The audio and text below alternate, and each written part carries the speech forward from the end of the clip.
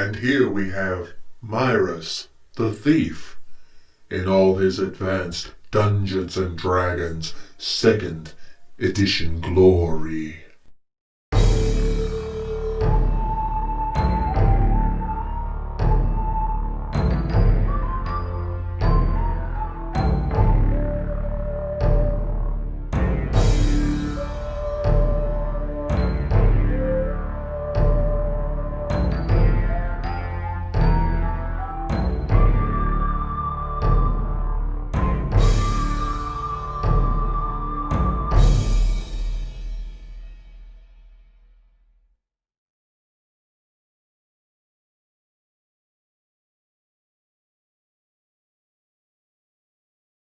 Hello and welcome to Alethra-zin RPG. Today, I would like to take a look at Advanced Dungeons and Dragons 2nd edition and 5th edition Dungeons and Dragons. A couple of thieving skills, just for fun, a trifle. I hope you have at least a mild amount of enjoyment. Okay, so here is Myris the thief, poised to traverse this dungeon as best he can. I have his Advanced Dungeons & Dragons 2nd edition character sheet before me. Now the first thing I'm going to have him do with these rules is attempt to bend bars, lift gates. Before him is an iron portcullis. It is quite heavy, I am sure. He has only a 4% chance of success. Now in Advanced Dungeons & Dragons 2nd edition, there are certainly certain things that you can attempt to do, but once you fail, you can't try again. Well, if this is anything like some thief's skills, it means he'll have to come back when he reaches another level. So it sucks to be him, I'm sure. So, using the Bend Bars Lift Gates ability connected to the Strength score, he's going to attempt to lift the portcullis, and that is an unmitigated failure. So he can't do that. Now he'll try to bend the bars. He only gets one chance. If he fails, he fails. So here we go. That is a failure. Oh, tough luck. Time to go home. Game over. Time to pack it up and quit. Now we're going to try this with 5th edition Dungeons and Dragons. As you can see, I have Myris' character sheet here. He has a strength of 12 with a +1 modifier, and we will be using this strength score on the roll of a d20. Now, I do believe it's customary perhaps to allow more than one opportunity in this system. I don't think merely trying again will allow a normal person, for example, to lift 1,000 pounds where he or she could not before. Anyway, this will be the roll of a d20, as I said, and I will set the difficulty level, the DC, high, because it is a very heavy iron portcullis, and that is a failure. Yes, a failure. Now, if you look at my Dungeon Master screen, homemade, you can see that the difficulty classes are very easy, moderate, hard, very hard, and nearly impossible. 5, 10, 15, 20, 25, and 30 respectively. And oh yes, that was my Advanced Dungeons & Dragons 2nd edition Dungeon Master screen. I just had to show it off because it's so damn cool. Anyway, let's get on with this business of lifting gates and bending bars, shall we? And now he will attempt to bend the bars. He attempts to bend the bars, and he fails. So, perhaps he can go con an ogre into bending them for him. Or perhaps he can get more party members and stop doing something stupid, traveling alone and exploring alone. No, now that I think of it, he doesn't need to get more party members. He needs to get some party members, because he has none at this time. So he can't get more, now can he? So here we have Myris the thief again, standing now at a door, a metal door with a padlock.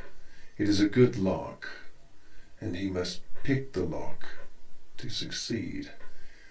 So, this is Advanced Dungeons and Dragons 2nd edition again, so I will have a look at his character sheet.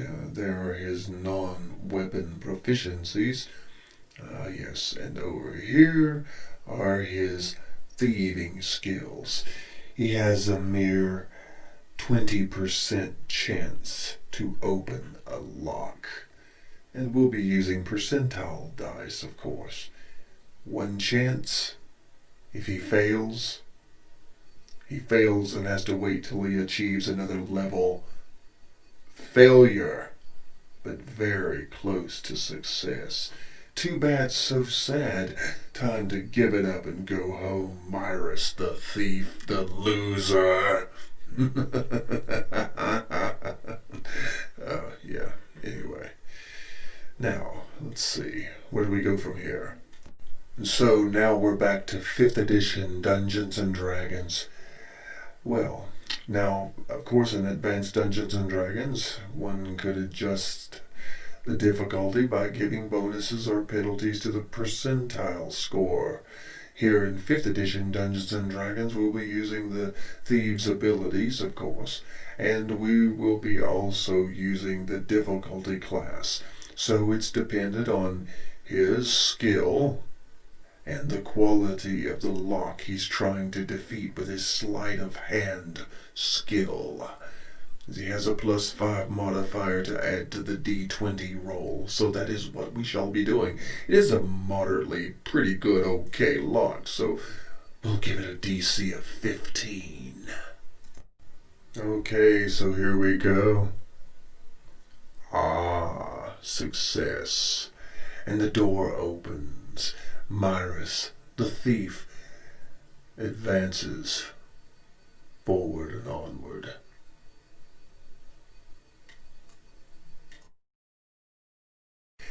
And now at last we have Myris the thief in a local tavern and brothel.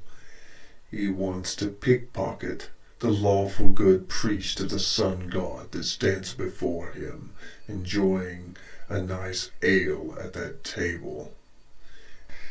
His pickpocket skill, well, it's a mere 45%. Now, the way this is going to work is we're going to find the number that determines whether or not he is discovered in his attempt. The priest is 3rd level, so we multiply the priest's level by 3 and we get 9. We subtract 9 from 100 and get 91. So, on the percentile roll, if 91 or higher is rolled, Myris gets caught in the act, attempting to pickpocket the priest. And so here it goes. His 45% chance. A failure, but he wasn't caught at least. Now, I'm going to try it with 5th edition Dungeons and Dragons. Now here comes Myris's 5th edition character sheet once again, and we see his sleight of hand skill, which he is proficient in, +5.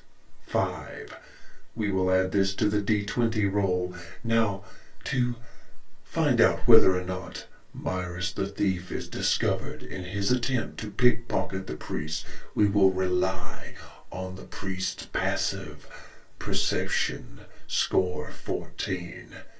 If Myris rolls under 14, he will be discovered in his attempt to pickpocket. So, here we go.